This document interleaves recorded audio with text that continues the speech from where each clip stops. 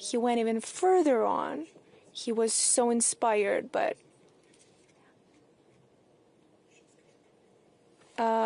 I can tell you exactly where that is, so you can take a look as well. 1831, that's when it was written. So you see, the fact of Russia's presence is inconvenient for a lot of people.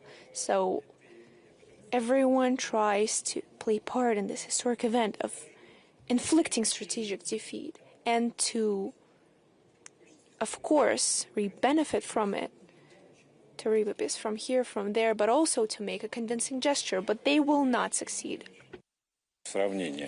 It's an important comparison. Nawrocki, president of Poland, I think the day before yesterday, as he was... The poem goes on about Poland.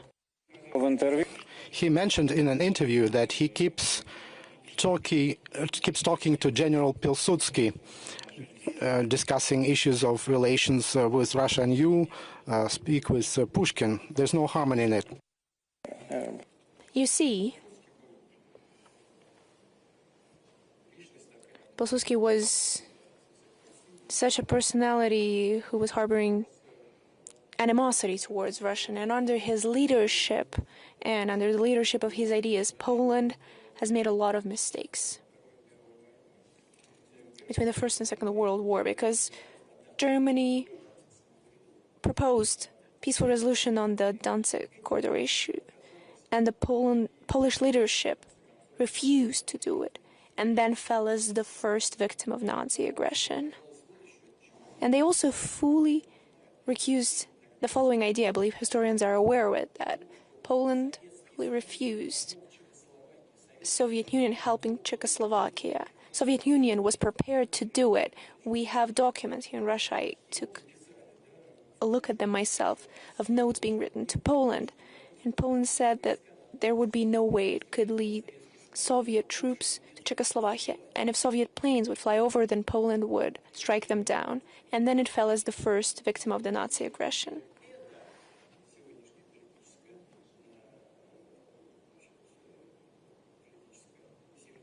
So if this political family of the highest rank in Poland remembers that fact, understanding all the complexities and the intrinsities of historical eras, and takes that into account and truly considers those mistakes, then it could be beneficial.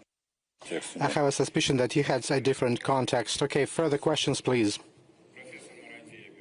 Professor Marandi from Iran. Thank you very much for the opportunity, Mr. President, and I thank Valdai as well for this excellent conference. We are all saddened because during the last 2 years we have seen genocide in Gaza and the pain and suffering of women and children being torn apart day and night. Recently we saw President Trump give a peace proposal that looked more like a submission and capitulation, and especially introducing someone like Blair with his history is insult to injury. I was wondering, what do you think the Russian Federation can do to bring an end to this misery, which has really darkened the days of everyone? Thank you.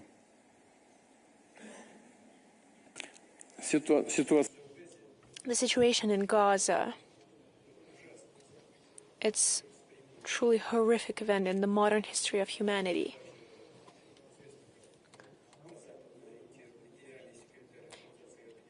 And it's even known how the Western-oriented UN General Secretary Guterres said that it has turned into the largest children's cemetery in the world. What could be more tragic or sadder? As for the President Trump's proposal on Gaza, you see, perhaps it would be surprising, but Russia is ready to support it. Of course, after taking a detailed look at this proposal, if it leads to the final goal we have continuously spoken about. Russia has continuously, since 1948 and in 1974, when the subsequent resolution of the UN Security Council was introduced, advocated for the creation of two states, of Israel and Palestine. That is the key to the final resolution of the Israeli-Palestinian conflict. And it's true, I haven't taken a close look at this proposal just yet, but I believe it is proposed to create an international body that would govern for a certain time over Palestine or the Gaza Band. And Mr. Blair should be at the head of it. He's quite known to be a peacekeeper. I personally know him. I've visited his home. I've slept over there. We drank coffee in pajamas in the morning together. Was the coffee good? Yes, quite decent. You see, he has his own opinions, but he's an experienced politician. And overall, if you direct his action in the peaceful track, his experience, his knowledge, he could play a positive role.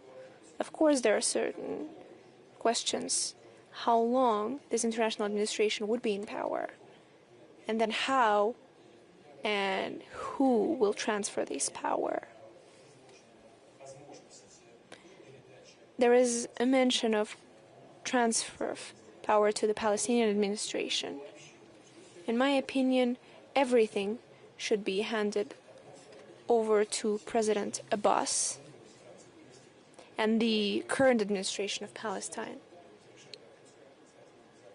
Perhaps it could be an issue trying to solve security concerns, but as far as I understand from the colleagues who spoke to me about it today, there is a possibility of transfer of control over the Gaza Band to the local militia in order to ensure security. Is that really such a bad idea? I believe that is good. We just have to understand how long the international administration will reign there. What is the time frame previewed in order to pass over the civilian power, as well as any security issues? And what is especially important, I believe, which has to be supported. There was a mention of liberating all the hostages that Hamas is keeping, as well as liberating a lot of Palestinians from the Israeli prisons. Here we have to understand how many Palestinians can be released in what time frame, and especially what is especially important, what is Palestine's opinion on that, as well as the countries of that region, the whole Islamic world, and Palestine, Palestinian people, and of course I mean Hamas. There are different approaches and opinions about Hamas. We have our own opinion, but we have contacts with them. And it's important for us that Hamas support that idea as well. And the Palestinian administration has to support that as well. These are all the matters that require substantive, detailed research and work. Overall, if we manage to make it happen, this will be a significant step forward towards resolving this conflict. But in our opinion, I would like to reiterate, any substantive decision can be made with the creation of Palestinian state. And Israel's approach is also very important. We're not aware of it yet. What's their take on it? I'm not aware of any public statements. But it's not just about their public statements, but at the core, what is Israel's take on it? Will they be ready to comply with what's been proposed by the U.S. president? There are a lot of matters to take into account. But overall, if all the things that I've mentioned can happen, it will be a breakthrough that could be quite positive. Allow me to repeat for the third time. The creation of a Palestinian state is the key to resolution as a whole. I'm not surprised a couple of weeks ago when one ally of the U.S., Israel, attacked another ally of the U.S., Qatar. I was surprised. What about the reaction or the absence of reaction of the U.S.? Понятно. Спасибо.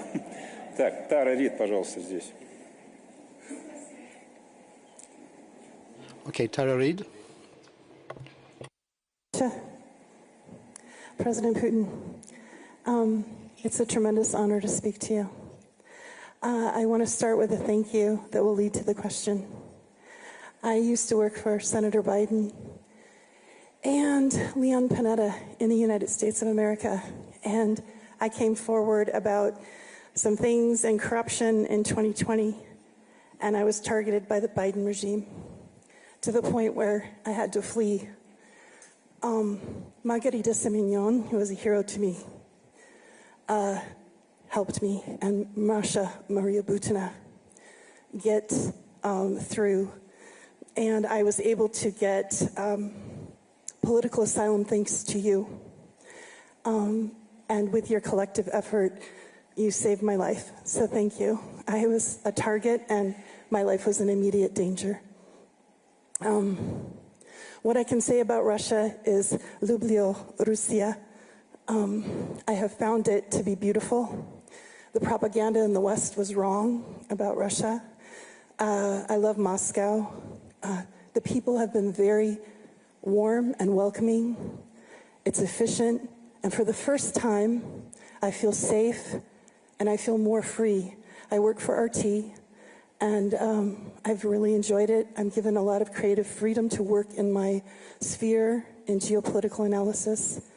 And so thank you to the Valdai Club for recognizing my intellectual pursuits. I appreciate you. So this is my question. I have met other Westerners that have come here for sanctuary to Russia.